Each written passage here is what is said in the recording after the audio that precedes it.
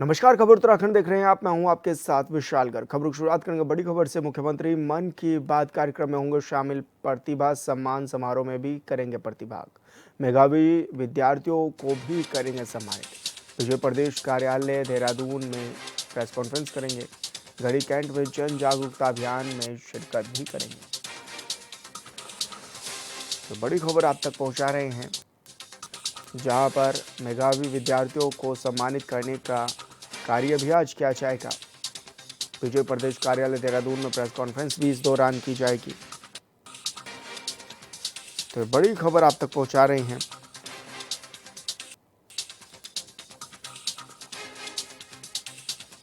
जहां पर मुख्यमंत्री आज मन की बात कार्यक्रम में भी शामिल होंगे।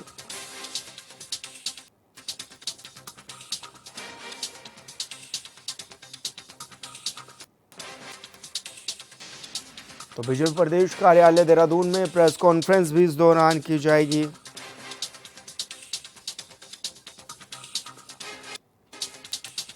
और मुख्यमंत्री मन की बात कार्यक्रम में शामिल होंगे। उनके साथ प्रदेश अध्यक्ष भी शामिल रहेंगे। और संवाददाता योगेश आर्य हमारे साथ लाइव जुड़ गए हैं। योगेश, क्या कुछ जानकारी मिल रही है? आज के क्या कुछ खास कार्यक्रम रहने वाले हैं मुख्यमंत्री के? देखिए विशाल, मुख्यमंत्री पुष्कर सिंह धामी आज अनेकों कार्यक्रम में शिरकत करने वाले हैं। अगर प्रथम बात करें तो पहले वो मन की बात के कार्यक्रम में शामिल होंगे और इसके कार्यक्रम को वो सुनेंगे। जिस तरह से आज प्रधानमंत्री के मन की बात का कार्यक्रम होगा, उस एपिसोड को जो है वो सुनेंगे कि आखिरकार उस एपिसोड में किस तरह से जो है किस माध्यम से और किस क्षेत्र की बात जो है आज प्रधानमंत्री रखने वाले हैं, तो उसको भी वो सुनेंगे। और उसके बाद वह जो है प्रतिभा सम्मान कार्यक्रम में शामिल होंगे, जहां पर जो है मेधावी छात्रों को जो है सम्मानित किया जाएगा। और वहां भी जो है उस कार्यक्रम में काफ़ी तक उनका जो है संबोधन भी होना है और वह संबोधन भी देंगे। और बच्चों को, मेधावी छात्रों को सम्मानित करने के साथ साथ किस तरह से आने वाले वक्त में हम अपने भविष्य को उज्जवल कर सकते हैं, उसको लेकर के पूरा उनका संबोधन रहेगा। उसके बाद जो है वह कुछ मीटिंग उनकी होनी है, उस कार्यक्रम में रहेंगे। और उसके बाद जो है कहीं ना कहीं अगर देखा जाए तो मुख्यमंत्री पुष्कर सिंह धामी आज जो है भाजपा मुख्यालय पहुंचेंगे और वहां पर प्रेस कॉन्फ्रेंस का भी आयोजन है। और प्रेस कॉन्फ्रेंस का सीधे तौर पर अगर उद्देश्य समझे तो कहीं ना कहीं जिस तरह से स्वदेशी अपनाव को लेकर का लगातार जो है जागरूकता कार्यक्रम चल रहा है, जीएसटी को लेकर चल रहा है, और वहीं जो पेपर लीक का मामला सामने आया है उसको लेकर जो छात्र जो है लगातार अपनी मांगों को लेकर बैठे हैं, उस पर कहीं ना कहीं वो आज पत्रकारों के साथ जो है वार्ता कर सकते हैं। उस वार्ता में जो है इन मुद्दों पर बातचीत हो सकती है। इसके अलावा जो है प्रसिद्ध गायक नरेंद्र सिंह नेगी जो संस्कृति सम्मान है उसको लेकर भी कार्यक्रम आयोजित होना है। स्कूल में कार्यक्रम होगा जिसमें वो प्रतिभाग करेंगे, वहाँ पर जो है मेधावी छात्रों को सम्मानित करने का काम करेंगे। वहाँ भी जो है छात्रों के साथ बातचीत होगी, उनको संबोधन करेंगे, उनके भविष्य में किस तरह से वह काम कर सकते हैं उसको लेकर के वह दिशा निर्देश देने का काम करेंगे कि किस तरह से हम अपनी आने वाले वक्त में अपनी लक्ष्य को हासिल कर सकते हैं, किस तरह का मोटिव हमारा रहना चाहिए। तो इस तरह के कार्यक्रम है। इसके बाद आरक्षित कार्यक्रम रखा गया है, उन्होंने अपने वह कैंप कार्यालय पर जाएंगे। तो निश्चित तौर पर अगर तमाम इन कार्यक्रमों को समझे और इसके अलावा जिस तरह से लगातार जो है मुख्यमंत्री बाज़ारों में जाकर के कैंप कर रहे हैं, लगातार जो है कहीं ना कहीं जिस तरह से लोगों को समझाने का प्रयास कर रहे हैं कि जीएसटी की दरें नहीं आई है, उनसे कितना राहत मिलने का काम हुआ है, व्यापारियों से जानकारी हासिल कर रहे हैं, तो उसका भी कार्यक्रम रखा गया है। शाम के समय वह गढ़ी कैंट के इलाके में जो बाज़ार है वहाँ जाकर के व्यापारियों से मुलाकात करेंगे, लोगों से बातचीत करेंगे। वहाँ पर जो व्यापारी है उनसे पूछताछ ये रखेंगे, फीडबैक लेने का काम करेंगे कि आखिरकार जो नई दरें आई हैं उनसे कितनी राहत मिली है, कितना जो है सामान जो है सस्ता हुआ है, उसका लाभ किस तरह से मिल पा रहा है, और जब से ये लागू हुआ है क्या उसी दिन से जो है सभी सामानों को जो है सस्ते रेट पर देना शुरू कर दिया था।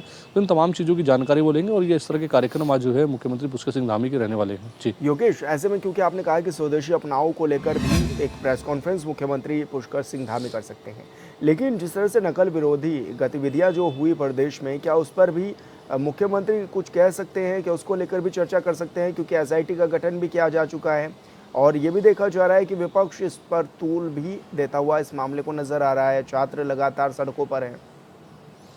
हाँ, देखिए बिल्कुल सही कहा आपने विशाल कि जिस तरह से लगातार जो है ये मामला गर्माता जा रहा है और ऐसे में तरह तरह की बयानबाजी उसमें देखने को मिल रही है, तरह तरह की वीडियो सोशल मीडिया पर वायरल हो रही है। तो उनको लेकर के वहाँ उस प्रेस कॉन्फ्रेंस में कहीं ना कहीं उस पर विषय रखा जा सकता है कि एसआईटी का गठन कर दिया गया है। लगातार जो है जाँच प्रक्रिया जो है वो आगे बढ़ाई जा रही है। मुख्य आरोपी को गिरफ्तार किया जा चुका है। इसके साथ साथ जो है किस तरह से आरोपियों की और गिरफ्तारी होनी है, पूरे मामले में एसआईटी लगातार जाँच कर रही है।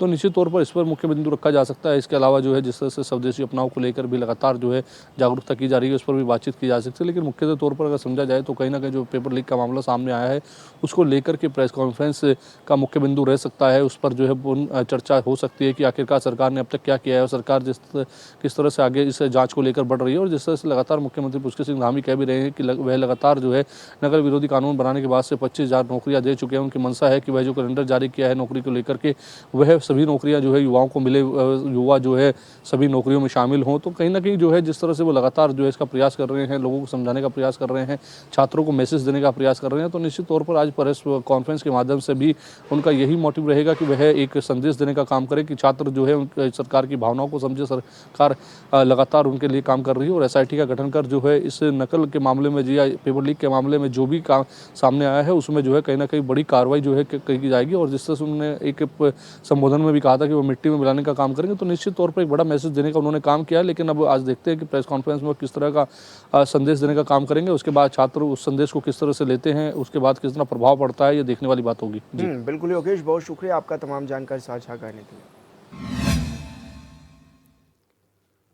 हरिद्वार सांसद त्रिवेंद्र सिंह रावत ने पेपर लीक मामले में सीबीआई जांच का समर्थन किया है। उन्होंने कहा है कि अगर सीबीआई जांच से युवाओं का विश्वास बहाल होता है तो सरकार को इसकी सिफारिश करनी चाहिए।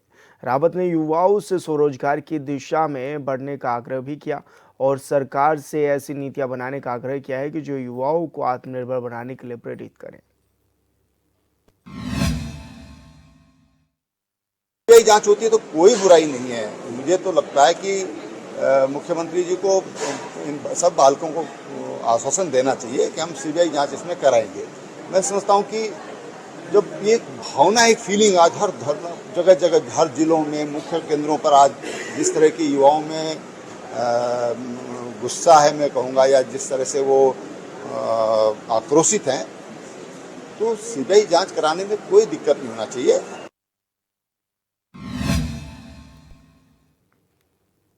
पर्यावरण कार्यकर्ता सोनम वांगचुक की गिरफ्तारी के खिलाफ देहरादून में कई जन संगठनों ने गांधी पार्क में गांधी की प्रतिमा के सामने कैंडल मार्च निकालकर विरोध दर्ज कराया है।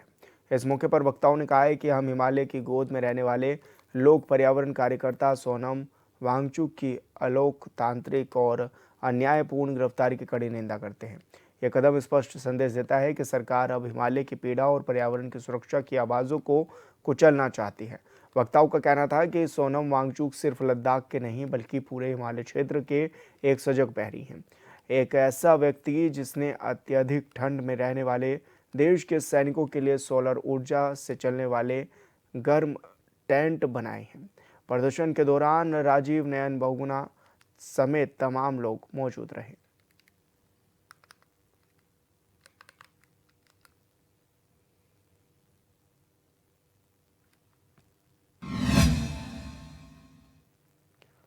कुमाऊं विश्वविद्यालय के डीएसबी कैंपस में छात्र संघ चुनाव की मतगणना पूरी हो गई है। इस बार अध्यक्ष पद के लिए निर्दलीय उम्मीदवार करण सती और एबीवीपी के बीच सीधा मुकाबला था, जिसमें निर्दलीय उम्मीदवार करण सती अपने निकटतम प्रतिद्वंदी अखिल भारतीय विद्यार्थी परिषद के तनिष्क मेहरा को 249 से अधिक मतों से पराजित कर उपाध्यक्ष पद पर कब्जा जमाए हुए हैं। वहीं छात्रा अध्यक्ष पद में तनिषा जोशी और छात्र उपाध्यक्ष में दिनेश चंद्रा, उप सचिव पद में जयवर्धन विजय रही हैं। मतदान सुबह 10 बजे से शुरू हुआ, जो कि दोपहर तक चला, जिसके बाद वोटों की गिनती का कार्य भी शुरू किया गया। चुनाव में कोई गड़बड़ी ना हो, इसके लिए कॉलेज प्रबंधन और पुलिस प्रशासन ने भी अपनी तैयारियां पूरी रखी।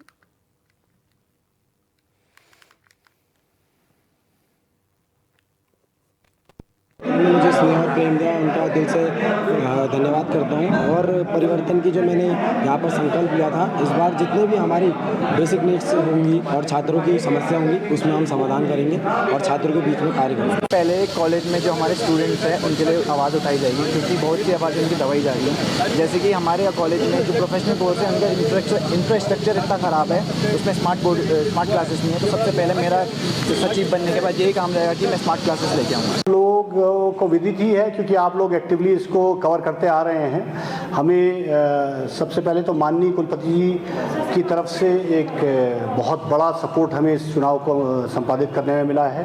हमें जिला प्रशासन का, परिषद प्रशासन का पुलिस प्रशासन का, और यहाँ पर मैं उल्लेख करना चाहूँगा विशेष रूप से हमारे SP crime and traffic doctor Jagdish Chandra ji का, जिन्होंने एक बहुमूल्य योगदान हमें इस चुनाव को शांतिपूर्ण ढंग से संपादित करने में दिया है। डॉक्टर चंद्रा साहब ने कम से कम 4 बार आकर के परिसर में हम लोगों के साथ, पुलिस प्रशासन के साथ बैठक की है, विद्यार्थियों के साथ बैठक की है, और उसी का प्रतिफल है। इसके अतिरिक्त हमारे समस्त शिक्षकों का और हमारे सारे विद्यार्थियों का बहुत बड़ा योगदान इसमें है। मीडिया का तो योगदान है ही है। इन सभी का एक कंबाइंड एफर्ट रहा है, जिस कंबाइंड एफर्ट का जो प्रतिफल है वो आज आप देख रहे हैं कि डीएसबी परिसर में पूरी प्रक्रिया 22 तारीख को अधिसूचना जारी होने से लेकर के आज तक पूरी प्रक्रिया बहुत ही शांतिपूर्ण माहौल में संपादित की जा सकी। राजकीय स्नातकोत्तर महाविद्यालय भाजपुर परिसर में छात्र संघ चुनाव का परिणाम घोषित हो गया है। अध्यक्ष पद पर महेंद्र सिंह बोरा निर्वाचित हुए, जिन्होंने अखिल भारतीय विद्यार्थी परिषद की प्रत्याशी निकिता को 454 मतों से हराया है। महेंद्र सिंह बोरा को 620 वोट मिले। उपाध्यक्ष पद पर प्रियांशु सक्सेना ने 213 वोटों से जीत दर्ज की और कोषाध्यक्ष पर बलविंदर सिंह ने 201 वोट से जीत हासिल की।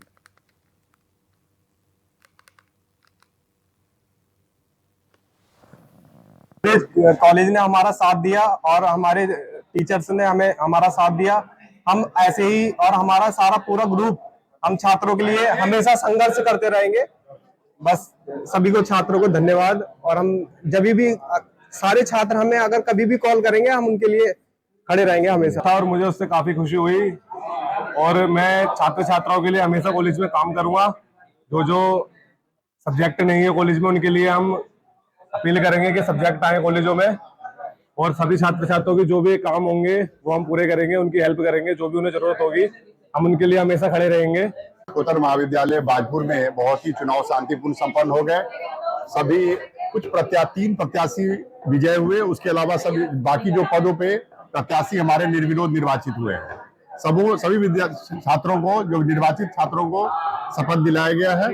और हमारी इसके लिए मैं पूरे महाविद्यालय प्रशासन को, महाविद्यालय हमारे सभी शिक्षक कर्मचारी और हमारे उसके अलावा जो हमारे भाजपुर के प्रशासनिक अधिकारी हैं, जो एसडीएम मैडम है, और हमें पुलिस प्रशासन है, सबका सहयोग मिला और मीडिया का भी सहयोग मिला, जिसके वजह से हमारी जो महाविद्यालय की प्रक्रिया है उसकी पूरी जानकारी लोगों तक पहुंच पाई। और यहाँ रुको एक छोटे से ब्रेक के लिए, जल्द होंगे हाजिर।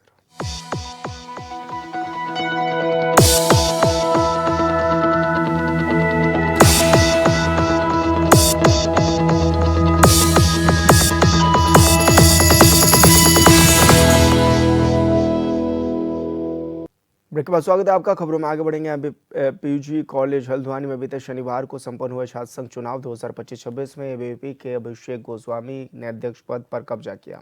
उन्होंने 145 वोट लाकर एनएसयूआई का प्रत्याशी कमल बोरा को मात दी है और एबीवीपी समर्थकों में जश्न का माहौल देखने को भी मिला है।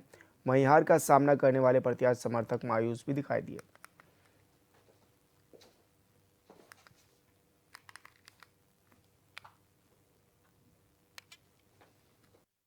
पहले तो मैं आप सभी को धन्यवाद करता हूं जो आप लोगों ने इतना निष्पक्ष चुनाव करवाया, और दूसरा मैं समस्त छात्र शक्ति का धन्यवाद करता हूं हाथ जोड़ के, जिन जिन मेरे भाई बहनों, जिन जिन मेरे परिवार ने मुझे मत किया है और मुझे छात्र संघ अध्यक्ष के दावेदार उम्मीदवार इस बार छात्र संघ अध्यक्ष बनाया है।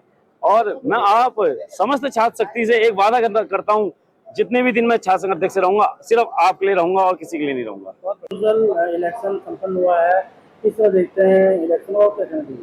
देखिए, क्योंकि सुबह से ही हमारा जो चाहे वो मतदान वाला फेज रहा हो वो भी शांतिपूर्वक रहा, और चाहे वो मतगणना वाला फेज भी रहा हो, एक बार भी इस तरह की चीज़ें नहीं हुई कि कहीं कोई या तो किसी पे कोई डाउट हो या अशांति हुई हो, और या किसी के साथ कोई किसी भी तरह का भेदभाव हुआ हो।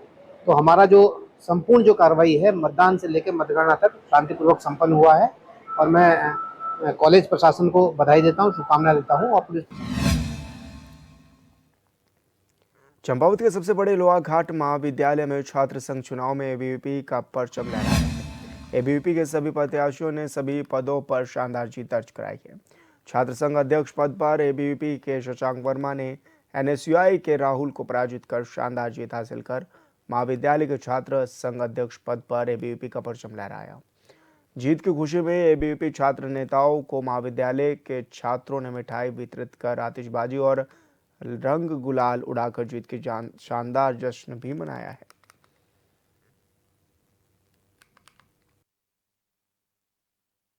तो बहुत खुशी है, हमारी जो भी है जनता दल हमने उनका बहुत मदद कर रखा है। और जो भी हमारे छात्र संघ के जो भी है हमारे बड़े नेता बड़े भाई विवेक सुजान, बड़े भाई राहुल जी ने भी हमारी बहुत मेहनत करी। इसके आगे चलते हैं और भी कार्य करेंगे यहाँ कॉलेज में। धन्यवाद के छात्र छात्राओं का, मैंने अपना अमूल्य समय उनको दिया। मैं विश्वास जीता है, मैं उनको विद्यार्थी कार्यकर्ताओं के नाते में बोलना चाहूँगा समस्त छात्र छात्राओं के साथ मिलकर आगे कोई हम काम करेंगे।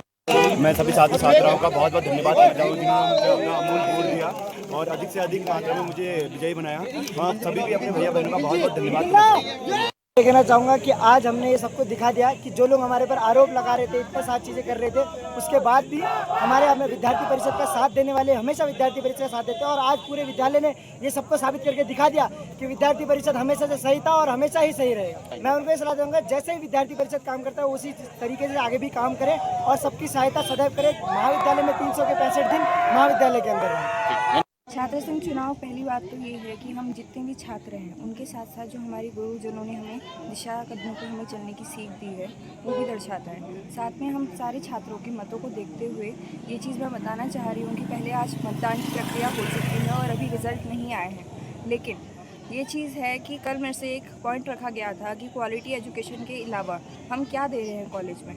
तो मैं निर्विरोध नियुक्त सांस्कृतिक सचिव अग्रिमा पुनेठा आपके समक्ष ये कहना चाहती हूँ कि सांस्कृतिक कार्यक्रमों के थ्रू आपका क्या हो रहा है, आपकी स्किल्स डेवलप हो रही है। साथ में मैं ये कहना चाहूँगी कि आज तक जो भी हुआ वो चीज़ अलग है, लेकिन हमारे बनने के बाद मैं ये कहूँगी कि हम बच्चों से भी सुझाव लेंगे कि उनको क्या दिक्कत आ रही है, आगे चल के उनको क्या प्रॉब्लम्स आएंगी। तो उसके लिए हम एक अलग से हेल्प डेस्क रखवाएंगे और उनसे एक हेल्प बॉक्स रखवाएंगे कि आप बताएं कि आपको क्या दिक्कत है या फिर आपके क्या सुझाव हैं। ऊपर से मैं बहुत ज़्यादा खुश हूँ कि आप लोगों ने मेरे को निर्विरोध नियुक्त किया है। जय हिंद, जय हिंद। इसमें जो अध्यक्ष पद पर है शिखर वर्मा, उपाध्यक्ष पद पर पंकज जोशी और विश्वविद्यालय प्रतिनिधि के रूप में मनोज कुमार और सचिव पद पर हिमांशु चंद्र रजवार, ये लोग निर्वाचित हुए हैं।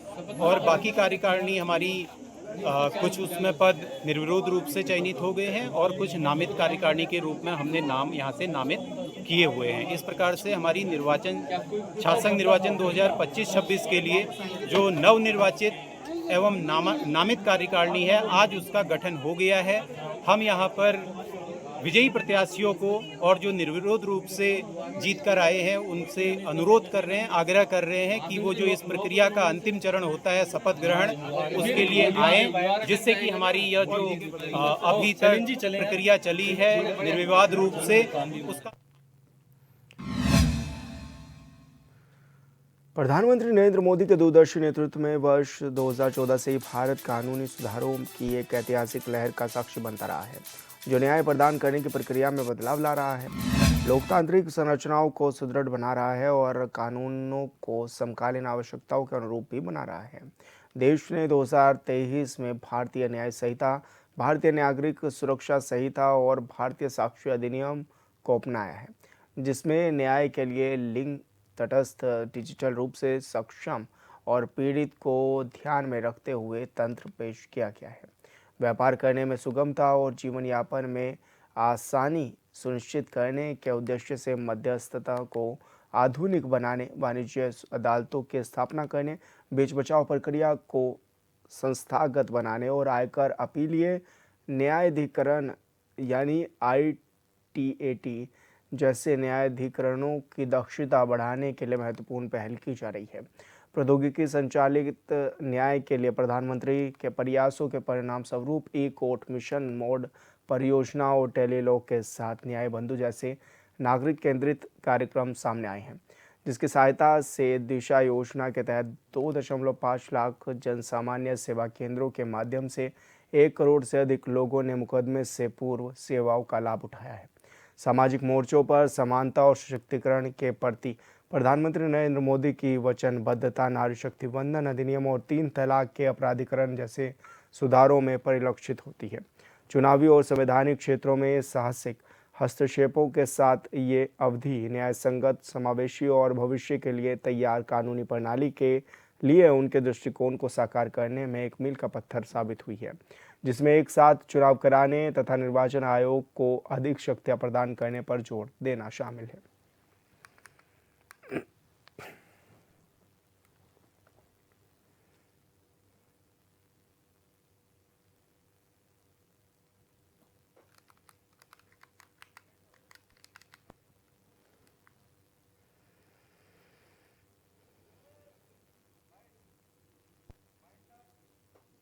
और खबर उत्तराखंड में मेरे साथ इतना ही। आप देखते रहिए चैनल 24/7। नमस्कार।